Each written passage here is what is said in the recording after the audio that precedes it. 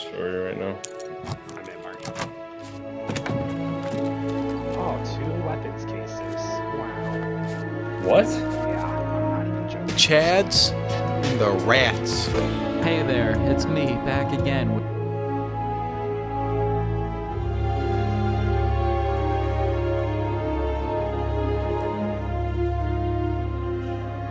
Так. Что тут у нас?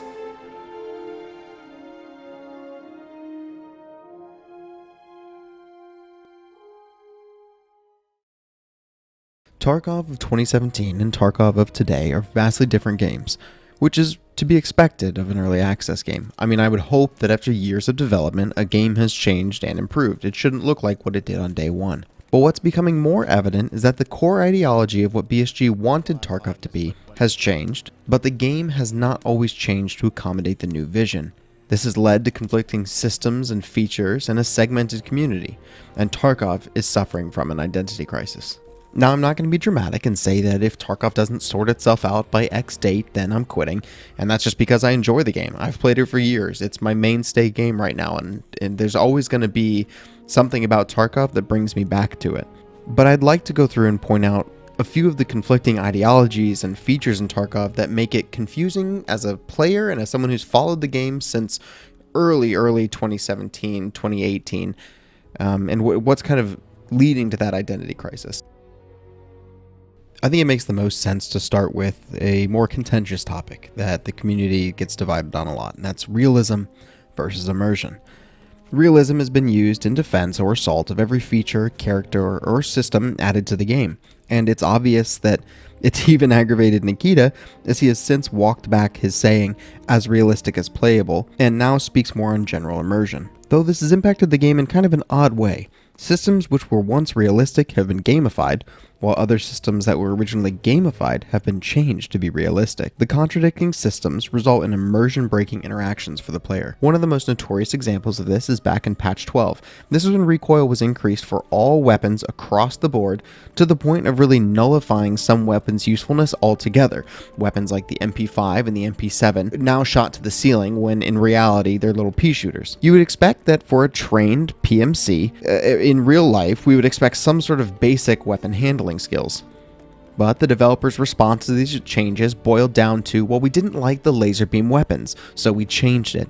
This in and of itself is fine. It's their game, they can do what they want. But the confusion really begins when other systems are continuously added for the sake of realism. An upcoming example of this is the armor rework, which is going to make it so that armor will only protect the areas that it physically covers, which makes sense in a realistic perspective. This is going to allow skilled marksmen to slip around through the armpit or the neck gap on the armor with any flesh ammo to deal critical damage. A different example comes from the backpacks, which recently had their in-game weights modified to be the exact same as real life. Which is, I feel like you have to answer, cool, but why? And that's the sentiment that a lot of longtime veterans have at this stage in Tarkov's development. Optics were all reworked to perform worse by increasing their eye relief for realism's sake. Again, cool, but why? Tarkov struggles to decide whether it wants to be a realistic game or an immersive one. Over the years, many players have asked for reworks for skills, weapon mods, tasks, and other systems and features. But the response from BSG has consistently been that the game will be balanced at 1.0, so full release, and that they're not worried about it until then. Now, this would be a reasonable response if they'd stuck to it, rarely with any explanation. Items and ammo are locked, removed, re-added, redistributed, made only craftable, then only found in raid, all in the name of balance. Ammo I find is the easiest to illustrate this point with. High tier ammo used to be purchasable from traders after reaching a certain level, so I classify those as M61, 7.62 BP, SS190, and some of the other AP rounds. Well, in recent wipes, these bullets have been locked behind tasks, then they are made craftable, and then only craftable, but now we're seeing that they're task locked, not craftable, and only purchasable for some. Looking at BP, one of the most contentious bullets in the game, just this wipe has been moved to different tasks and being purchasable, while other APMOs are completely restricted and locked behind exceedingly expensive crafts. Specifically looking at BP, all of the changes to this wipe have been done in the name of balance, which is explicitly what BSG has said they do not want to do until 1.0. It doesn't make sense to continue worrying about a singular round in a beta game which we are supposed to be testing and giving feedback on. This is another area where, as a player of a beta, I do not know what I am testing. Is it supposed to be the immersion of finding the bullets and being more survival and crafting? Is it supposed to be the actual balance of the penetration and the actual HP flesh damage? I don't understand what is expected of me as the player. If you're telling me you're not balancing and then balancing and telling me it's a beta to give feedback, what am I supposed to be doing right now? It is a little bit unfortunate to me that we are moving into another consecutive wipe of BP domination, as there's been no variation in the wipes since the mutants introduction. I don't understand why the developers are continuing to waste time messing with balance like they said they won't do when we're not even at that release. AP ammo that's worse than 7.62 BP doesn't even see use in the game's current format, which leads me to again ask, what are we testing? And why do you want me testing BP so badly? This problem is equally as pervasive with the weapon attachments. There may be what feels like thousands of attachments for each weapon, but due to the recoil changes mentioned earlier, only about 2 to 3 attachments make the guns remotely viable in combat, and so that's all you're ever going to see on weapon builds. If they are saying these things are going to be reworked later on, why are we wasting dev time on this at all? Just give us the shit to play the game, put your hands up, and then say, hey, we'd like you to try this wipe. Focus on shooting this gun because we think it's broken. Go ahead, give it a shot. We'll fix it later on, but we just want some feedback. Too many players right now don't understand when they say, oh, it's just a beta, when they're replying to somebody complaining. The reality is, BSG needs to sit down and tell the player base what they're testing, decide whether or not they're going to start balancing and making all these micro adjustments as we play, and really outline and set up the guide rails for what the hell this game is and what's the goal of us all playing it in between each wipe cycle before 1.0. Now, something a little bit odd, but Tarkov proudly declares itself to be an RPG. Though, after a few hours of playtime, you'll probably notice that what it means is that it's an FPS with a soft skill system, not exactly an RPG. The game's traders are going to send you off on arbitrary tasks to find X item, maybe kill 2 hobos and get inside of a locked closet. And while all RPGs have monotonous tasks, they typically counterbalance these tasks with rich, deep, lore-based missions. Tarkov does not. Typically, with these kind of tasks, you get to complete them at your own pace. You do not have to do all the silly little mundane tasks in order to progress. But Tarkov picks your pace, and that's the pace of the highest level players that Nikita can see. Now, BSG do have a history of being a little petty. They've abused YouTube's DMCA copyright system. Devs on the team have personally banned players who kill them. And they have on occasion banned data miners while refusing to share important information within the game itself. One of the pettiest design changes, in my opinion, that they've made over the years in-game is the artificial modification of key and item spawn rates during early wipe. Because veterans and experienced players could reach endgame just days after a wipe, some quest essential keys like Dorms 114, 206, or Director's Office key have their spawn rates nuked into oblivion in an attempt to slow down those most skilled veteran players who know the ins and outs of the game. While still a nuisance to some of these high-end players, they have the ability to play 8+ hours a day and they're less impacted, but they're still going to be able to progress because they just loot more key locations, because they're playing more. But for players who don't have a swath of viewers to source the key from, or maybe can only play 8 hours a whole week to play, these players often find themselves hard-locked out of progressing until days later when BSG goes back and increases the item spawn rate, saying, oh, now it's okay for everyone to progress a little bit. We just wanted to hold the general crowd back. Now, while this is well within BSG's right, it's their game, they can do whatever they want to slow down players. I feel like it is an admittance of bad task design. Instead of designing missions and tasks and quests, or whatever the fuck you want to call them, that require some sort of player skill or engagement, all they have are fetch quests that require simple, go here, do this, grab this, and leave. And so instead of making them more immersive or require more skill or actually show that you're progressing as a player, they just drop the spawn rates and say, good fucking luck. If you have 3,000 viewers, one of them will find it and they can give it to you. It's indicative of bad design. Now, the capstone of all gaming really could boil down to immersion. No matter what genre or what type of game you're making, you want the player to be immersed. You want them to be there. And really, it could be a full video on its own. So I want to call out 3 parts specifically: the world, the combat, and the looting. Immersion, to me, is when everything just feels right, when a game just pulls you in and paints a picture of a world and it makes you believe in it. Not that the world is realistic, not that the world is true to life, but that you believe in it. And I believe that Tarkov now is struggling to immerse and that it can't help it. Think back for a moment about your first raid of Tarkov. The floor is covered with debris from other PMCs who have come before you. Blood splatter and corpses lay around the map. Light glistens off of the sparkling pools of shattered glass strewn across the floor, only to be crushed under your PMC's boot. You hear gunfire clattering in the distance, echoing off the surrounding buildings. You pull out your mag and check the chamber, because you need to be ready for whatever comes next. You hear a muffled Russian curse. And then Killa power slides around the corner, firing what the end screen's gonna say was 8 rounds, but you only saw 1 shot, and they all hit you in the thorax because there's been a bug that's been in the game for you just got Tarkoved.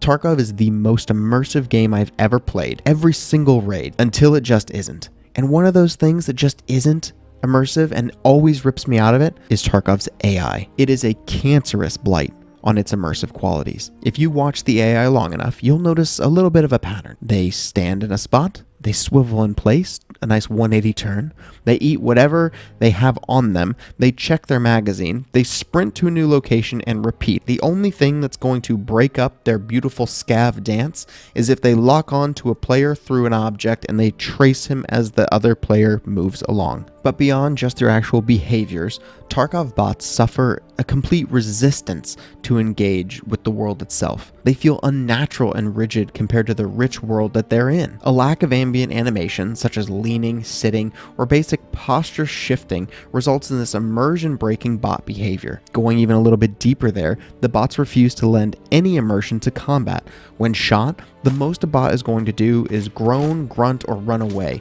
This is league behind the reactions of even enemies from the original Halo Combat Evolved. Now, to complement their Terminator design, the bots will often demonstrate impeccable aim, which outclasses most of the players that you will even encounter in a raid. Remember that in lore, these drug-addicted hobos are scavengers on the verge of starvation, but in-game, they perform similar to a retired Olympic sharpshooter. These issues are only exacerbated when dealing with raiders and bosses who one-tap most players, or sit absolutely defunct and brain-dead while a player mag dumps the bots. Or maybe a player finds themselves on the receiving end of one of the rogues, a lovely grenade launcher from 300 meters away, by the way, a distance at which point the game's not even going to render an entity's gear. It is disappointing to have such a jarring disconnect between the immersion of the world and that of the AI which inhabits it. These have been long neglected by the developers, who are worried more about BP and what armor I can get than the AI that are increasingly dissolving the game's overall enjoyment. This issue is only compounding. They're adding new AI types, you have new bosses, new raiders, rogues, etc. They're being put on new maps, and all of these bots are built on the same rotten foundation. Nothing is ruining the immersion of this game more than the AI that is in it. Now let's look at another aspect of the world, and to be completely fair, Tarkov has an incredibly diverse cast of characters and a rich, complex lore behind every single location that you'll visit and every trader you will interact with. BSG does care deeply about the underlying story, and that is so evident just from the attention of detail in every single raid or the ARGs, and especially the raid miniseries on YouTube. These out-of-raid experiences are handcrafted to immerse you and prepare you for your raid experience. As you begin your Tarkov career, you will start with the basic tasks, the go here, get thing, go here, plant thing, or go here and kill thing.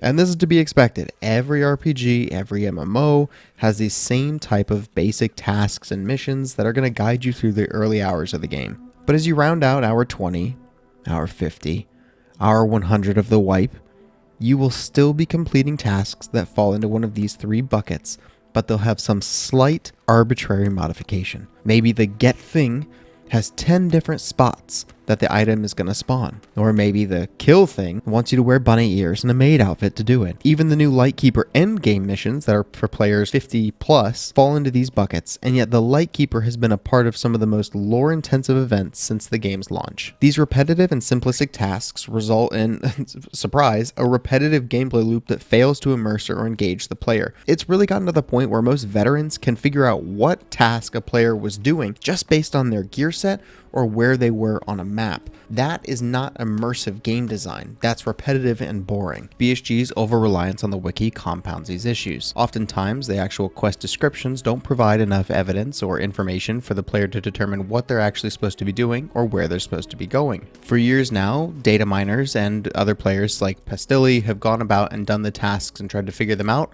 whereas all other players will just go to the wiki and read the how-to guide after the fact. It's really disappointing to have such a lore-rich world where the gameplay boils down to running to a task location and then leaving the raid as fast as possible, ignoring everything around them. Because if you've already found that thing, planted that thing, or killed that thing, what is the point of even existing and being there?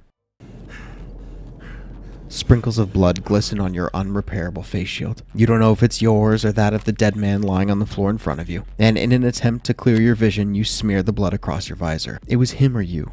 You had no choice.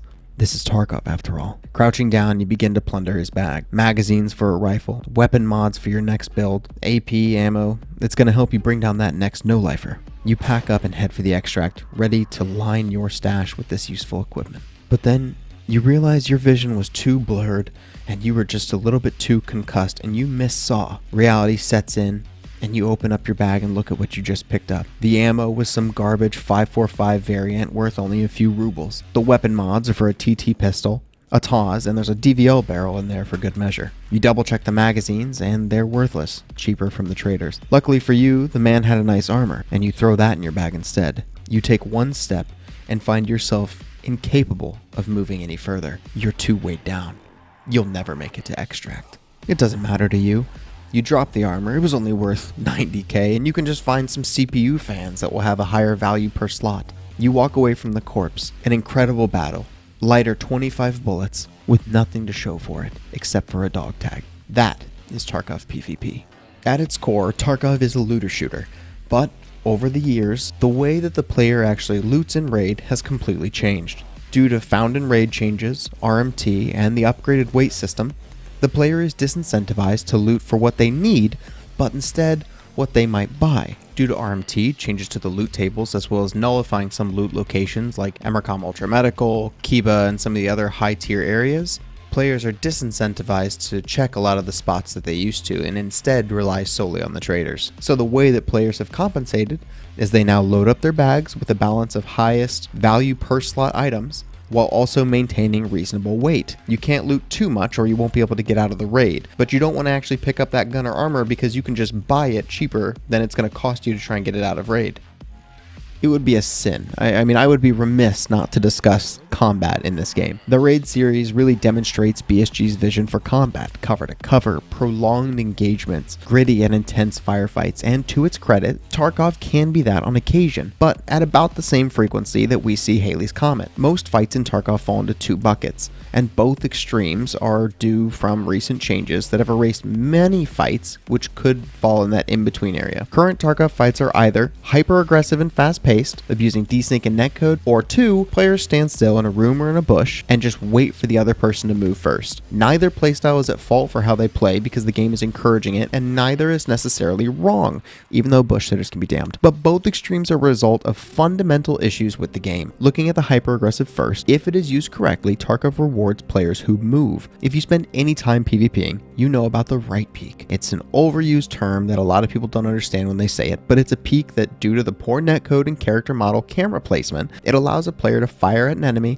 and land hits often before they're even on the other player's screen. This does result in a lot of false cheater accusations, even if the players on the receiving end don't want to admit that that's what happened. On the other extreme, you have the people who appear to be bush campers or people who camp in rooms. I do believe that the reality of this is that due to the broken audio system from this wipe, you can often hear people from way too far away.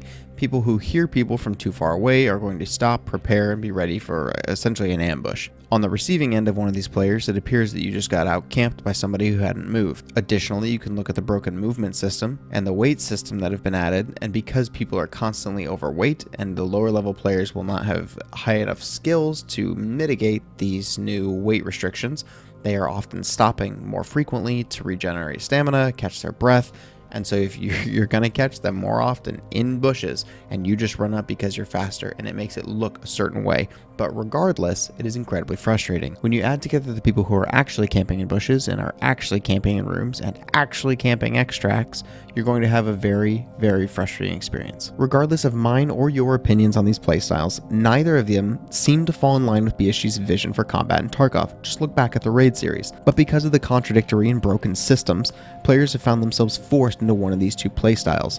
I don't think that that is something that's fair for a self-proclaimed RPG to do to its player base. Again, they spend time balancing ammo, they spend time balancing armors, but this is another neglected area of the game that they just refuse to address.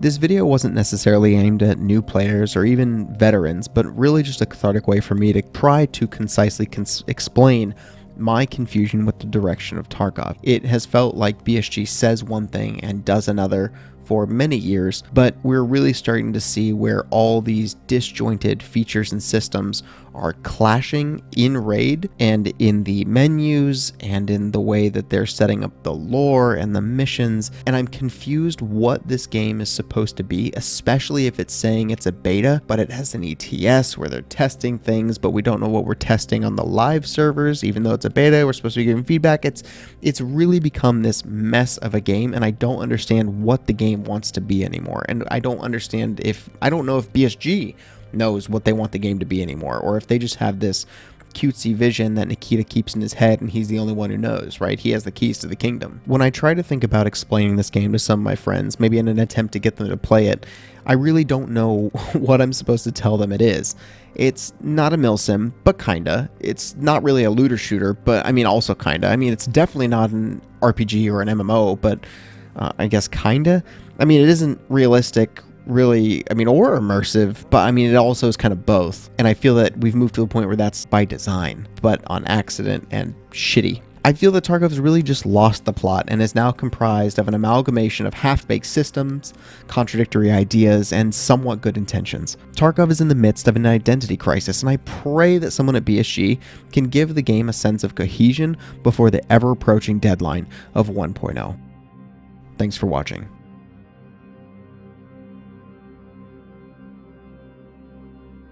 For those of you that made it to the end, thank you. I appreciate that support. It really means a lot. I couldn't have done this without the members on this channel or without the people on my Discord. Huge shout out to Bat at Video, who helps me talk through a lot of these ideas. If you want to support this, I typically do a lot of shit posts. You can go to the short section of this channel and see a lot more about what I actually do. But feel free to become a member, join. I do a lot of behind the scenes content there. It's okay. It's mediocre. You don't really have to join, but I appreciate the support regardless. If you agreed, disagreed, put it down in the comments, and I'll pretend to read it.